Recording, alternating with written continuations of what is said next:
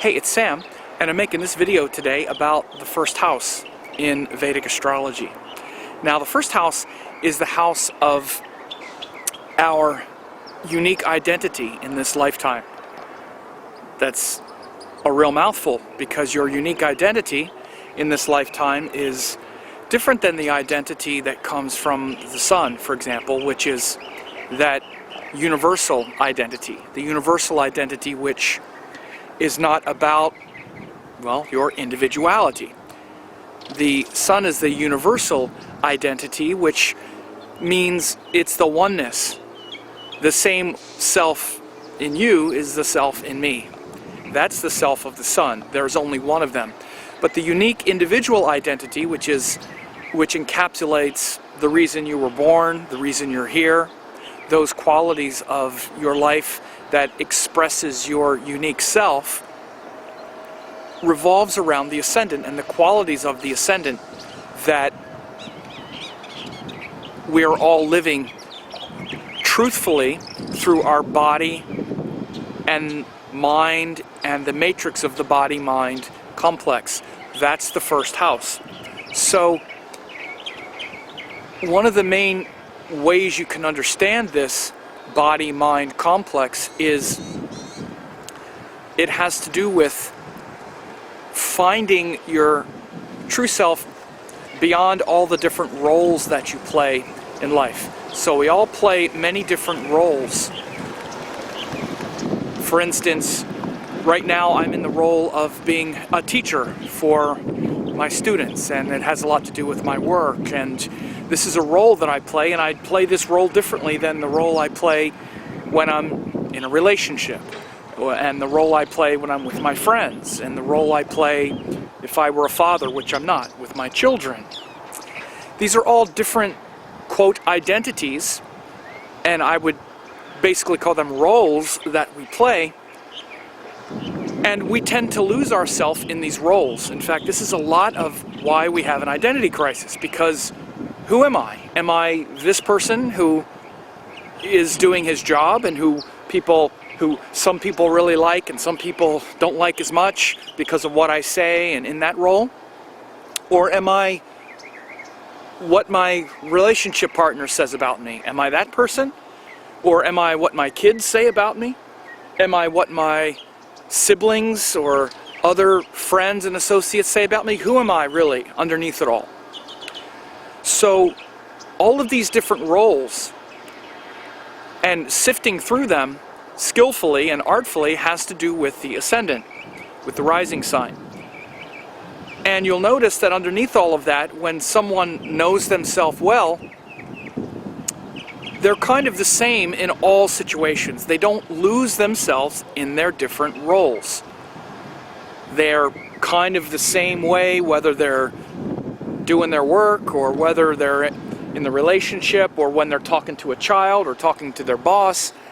There's a unified quality of identity. You'll kind of notice that they're sort of the same with everybody, and it refers to what we might call integrity. That's what integrity is. When you notice someone has integrity, you'll see that they're kind of the same all the time. They're also what we might call comfortable in their skin, right? And this shows that they're very close to their sort of truthful identity. Those things have to do with the first house. And of course, the first house in Vedic astrology is the rising sign. And it's all 30 degrees of the rising sign. That's the first house, the first sign. And so that sign shows the qualities of your unique self that you're trying to express truthfully in this lifetime. And you want to understand that it's not just that one sign, but when we establish the rising sign, the ascendant, in Vedic astrology, it's actually that sign, that portion of space, in relation to every other. So like for Leos will be glad I use them as an example. Leo is not just one sign, it's the place where Mercury rules the 2nd and 11th house, where Venus rules the 3rd and the 10th house, Mars rules the 4th and the 9th house, etc. We could go through all of it. that only happens from that section of the sky. And so that those attributes of each ascendant are affirmed in each rising sign. I talk about this in great detail in my book, The Ascendant, 108 Planets of Vedic Astrology, where I break down every planet as a house ruler for every sign. If you don't have it, I'd recommend you get it. There's no book that actually goes into that much detail, and if you're not, understanding, especially the ascendant, the rising sign, as a deep sort of matrix of every planet as a house ruler measured from that portion of space, then you're missing a lot. It's not just one other thing to look at, it's central to understanding. So the first house is the only house that has as much gravity, or maybe I would say gravitas, based on that idea, but actually every house does. But it's through the ascendant that we notice how each of the planets in their cycles, what they activate based on the houses that they rule, and those are all qualities of our individuality and of our unique nature. So the first house in this way is the house of Dharma, a house of truth. And you want to understand that the first house is derived based on the moment we were born. It's literally your physical body. Where you were on Earth at a certain time is measured against the eastern horizon, and that sign was rising when you were born. So it orients you in your physical body in time and space in this lifetime.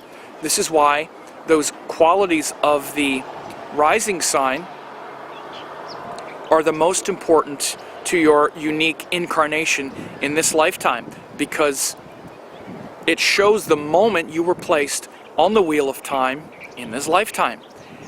And those are the main features of your unique identity. And so through the physical body, enormous wisdom is possible. Not only possible, but it's the most wise part of who you are. Your physical body has immense wisdom. You only need to, for instance, put food in your mouth and your body knows exactly what to do with it.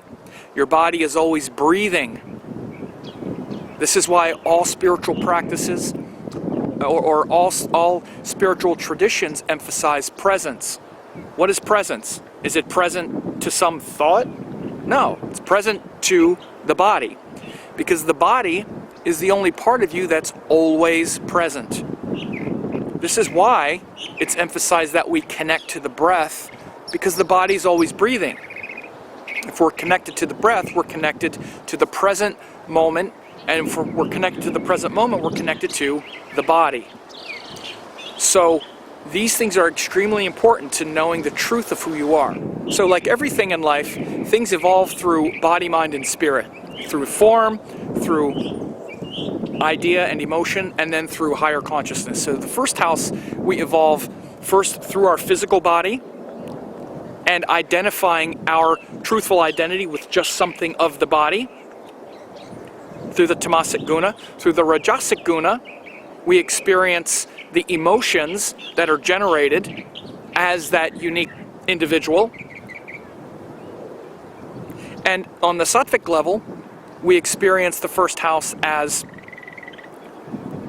being, as expressing that unique self as an extension of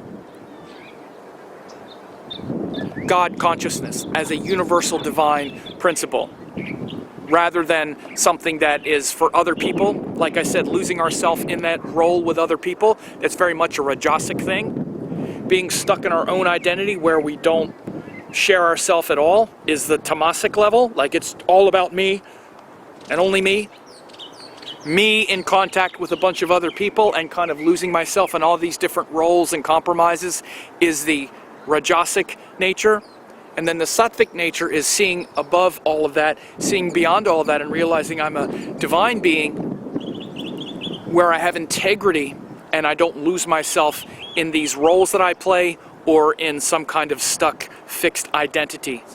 Everything you've done and everything you will do truthfully will happen through the body-mind complex. Your enlightenment one day is going to happen as an experience in this body-mind nervous system complex. Your higher unfolding consciousness happens as moments that are cognized through the experience, through a body-mind experience. All of that is the first house. So people have a lot of ideas about who they are. I'll say people, let's say you have a lot of ideas about who you are, but who you are truthfully is shown by what you've lived truthfully through the body-mind complex. The things that the only things that you really know, that you authentically know, are the things that you've lived and experienced. Everything else, in fact, is a fantasy. You're not really sure about it, you're hoping for it. Maybe one day I'll get this thing, get that thing, I don't know. But what you do know is what you've done. You knew what it was, exactly what it was like to go through exactly what you've been through. And where have you been through it? Through the first house, through your body-mind structure.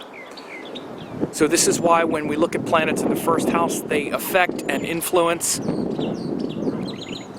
our experiences in the moment. Your experience in the moment is that first house, it's that ascendant. And so this is why it's so important to take that body-mind structure and the energy in the body and the energy in the mind and focus it skillfully. And whether you focus it skillfully or not, it's still keeping you alive, and it's the truest part of who you are.